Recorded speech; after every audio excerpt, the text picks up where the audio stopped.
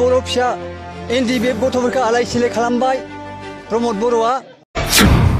एबसुनि दाबिखौ बड'लेण्ड बिजाब दाबिखौ दिनै मा खालामखो लामा ससेयावनो फोजोबना होबाय परिबर्तनखौ नागिरनानै जोङो इउपिपिएल थांदोंमोन नाथाय आं दिनै बिपिएफ दलाव फैफिननाय जाबाय আহি থকা যেটো সেপ্টেম্বৰ মাহত বিটিসি নিৰ্বাচন হ'ব যেহেতু ইয়াত আমি সম্পূৰ্ণভাৱে প্ৰস্তুতি চলি আছো আৰু যেটো আজি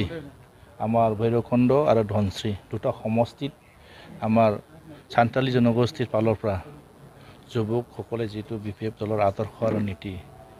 ভাল পায় আজি যোগদান তেখেতসকলে বিপিএফ দলৰ লগত কৰিলে পোনপ্ৰথমে মই তেখেতসকলক মোৰ ফালৰ পৰা আন্তৰিক ধন্যবাদ জনাইছো আৰু আদৰি লৈছো যে আহি থকা দিনত যথেষ্ট আমাৰ তেখেতসকলৰ নেতৃত্বত সমাজখন অলপ হলেও আমি বিপিএফ দলৰ হৈ কাম কৰাত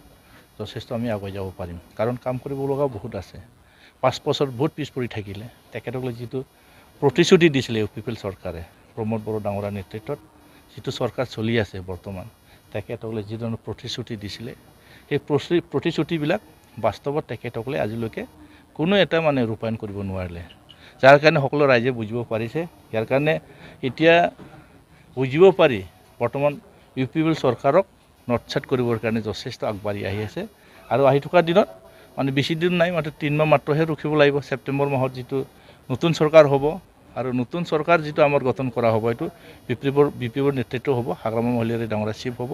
এই সময়ত আমি যিমান পাৰে আমাৰ যেটো প্ৰতিশ্ৰুতি ৰাইজক যেটো আমি আশা দিছো সেই আশাবিলাক আমি মানে বাস্তৱত আমি ৰূপায়ণ কৰিম বিপিএফ দলৰ পৰা আন দললৈকে বিপিএফ দলৰ ওপৰত কিবা প্ৰভাৱ পৰিছে নেকি ৰাইজৰ এটো মানে বিচাৰৰ ওপৰত নিৰ্ভৰ কৰিব নেতাটো কোনবা যাব কোনবা আহিব নেতাটো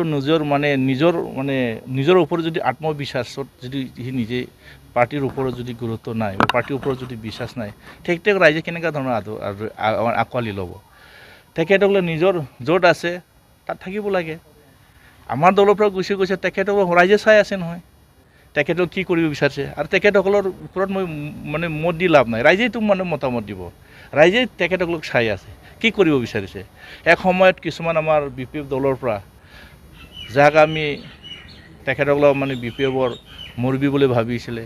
তেখেতসকলে কিবা ভাবিছে আমি ক'ব নোৱাৰো কিন্তু আমাৰ বিপিএফ দল হিচাপে আমাৰ এজনে মুৰবী হাগ্ৰামা মহিলাৰী ডাঙৰীয়া মুৰবী তেখেতসকলৰ নেতৃত্বত বিটিচিখন যথেষ্ট উন্নয়ন হৈছে আৰু তেখেতসকলৰ নেতৃত্বত চৰকাৰ হ'ব আমি কাৰো মানে চেহেৰা চোৱা নাই কাৰো আমি মুখ চোৱা নাই কোনবা যোৱা আৰু কোনবা অহাৰ লগত আমাৰ মতলব নাই কিন্তু ৰাইজৰ ওপৰতে মানে বিচাৰ কৰিব ৰাইজে যি ৰায় দিব ৰাইজে যদি বিচাৰিব ইয়াৰ ওপৰতে চৰকাৰ গঠন হ'ব ইয়াৰ কাৰণে ৰাইজে আমাৰ পক্ষত আছে এইটো বিপিএফ চৰকাৰে হ'ব যুৱ প্ৰজন্মটো যথেষ্ট আমাৰ লগত আহি আছে আমি যুৱসকলৰ কাৰণে বেছি গুৰুত্ব লৈছো আমাৰ যেটো চৰকাৰ অহাৰ লগে লগে আমি যুৱসকলৰ কাৰণে যেটো আমি ভাল এটা আঁচনি লৈছো তেখেতসকলক কেনেকৈ আমি সংস্থাপন দিব পাৰিম তেখেতসকলক কেনেকৈ আমি